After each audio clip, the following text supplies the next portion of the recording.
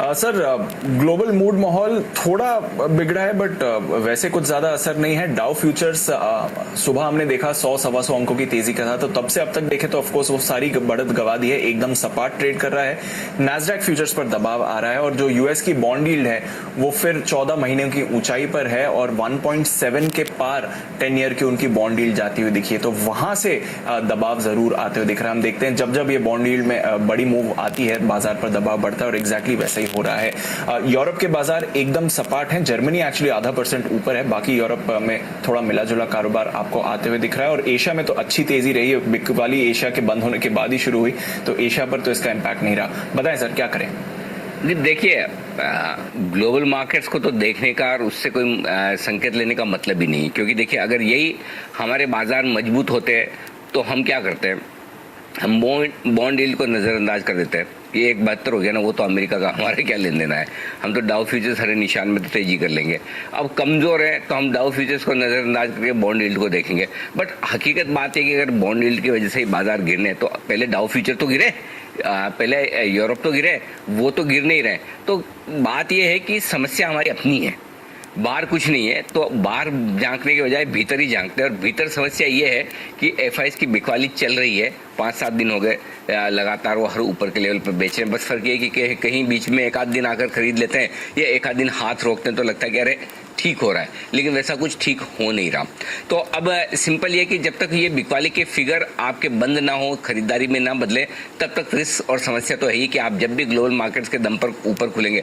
देखिए, गिरने में भी कोई समस्या नहीं है, मार्केट है, हमेशा गिरेंगे बढ़ेंगे नहीं, कभी करेक्शन भी देंगे, कभी गिरेंगे भी। समस्या एक ही है दीप के, हम ऐसे वक्त गिर रहे हैं जब दूसरे कोई नहीं गिर रहे हैं, गिरने में हम अकेले आगे हैं, है ना। यही एक यूएस खराब होता है, हम भी साथ साथ में गिर जाते हैं तो हमें इतनी तकलीफ नहीं होती है। हम कहते हैं भाई डाउ भी गिर रहा है, सब गिर रहा है, तो हमारी क्या दिक्कत है। लेकिन प्रॉब्लम ये कि एक तो वो नहीं गिर रहे हैं, हम गिर रहे हैं। दूसरी प्रॉब्लम ये कि उनको देखकर हम खरीद लेते हैं, तो और ज्यादा खरीदारी की पोजीशन बन रही कि चलो कोई बात नहीं, हमारा कब तक गिरेगा, डाउ मजबूत है तो ले लो। तो दूसरी बड़ी समस्या है, तो इसके चक्कर में जो लॉन्ग पोजिशन ज्यादा बन गई है वो दिक्कत है। और आज ऊपर से एक्सपायरी का दिन भी है, तो मेरा ये मानना है कि वैसे आप देखेंगे, मुझे कहेंगे तो आप एक सबसे इंपॉर्टेंट सपोर्ट लेवल पर आ गए, और वो है 14,465 के आसपास का।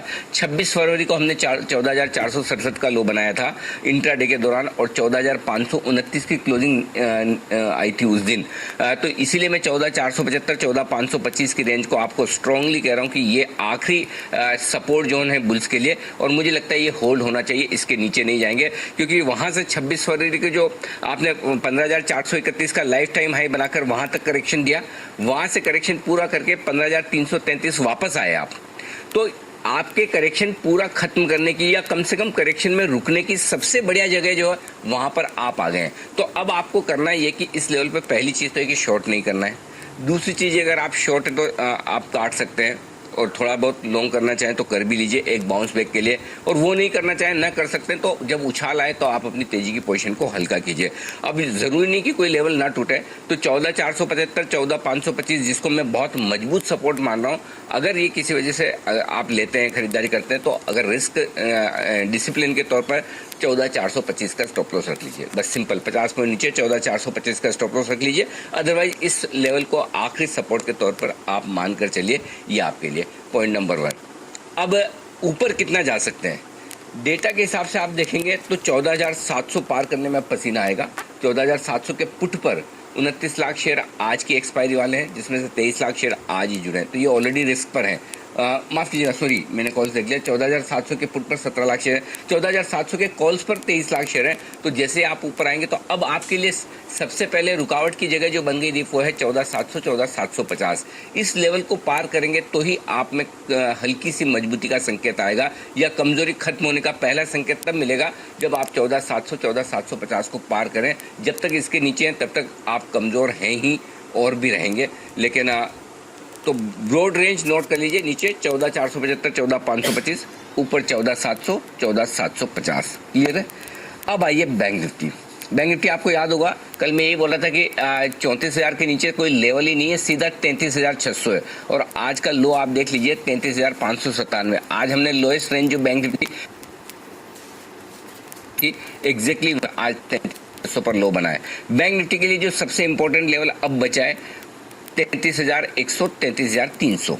नोट कर लीजिए 33,100 33,300 उसके आसपास तक आकर करेक्शन पूरा करे न करे, लेकिन अगला सपोर्ट वहां पर लेगा 33,100 33,300 ऊपर में। अब आप बैंक निफ्टी में ये मानकर चलिए अगर रिकवरी आती भी है तो आपके लिए सिंपल है कि क्या लेवल देना चाहिए बैंक निफ्टी में रिकवरी में 34,250 34,500 ये रेंज में आप जाकर अटकेंगे तो 34,500 को पार करके टिक पाना अब आपके लिए चैलेंज होगा। तो ये लेवल है जिसको आप ध्यान में रखिएगा, सिंपल है। डेटा के हिसाब से भी आप देखिए 34,000 के ऊपर निकलना थोड़ा सा मुश्किल दिख रहा है। हाईएस्ट ओपन इंटरेस्ट तो नहीं, लेकिन हाँ कॉल्स में 9 लाख शेयर हैं बैंक निफ्टी के और पुट में 11 लाख शेयर। तो जैसे आप उसके आसपास पहुंचेंगे लॉन्ग पोजीशन वाले भी अपनी पोजीशन हल्की करने की सोचेंगे और शॉर्ट सेलर्स और शॉर्ट बनाने की सोचेंगे। तो ओवरऑल ट्रेंड तो खराब है, लेकिन मुझे लगता है कि इन लेवल्स पे शॉर्ट करने के बजाय इंतजार करना चाहिए ऊपर के लेवल का शॉर्ट करने के लिए, हल्का होने के लिए। और अगर आपकी शॉर्ट है तो जो सपोर्ट रेंज आपको दिए उस सपोर्ट रेंज में आप शॉर्ट काट लीजिए। जी दीप।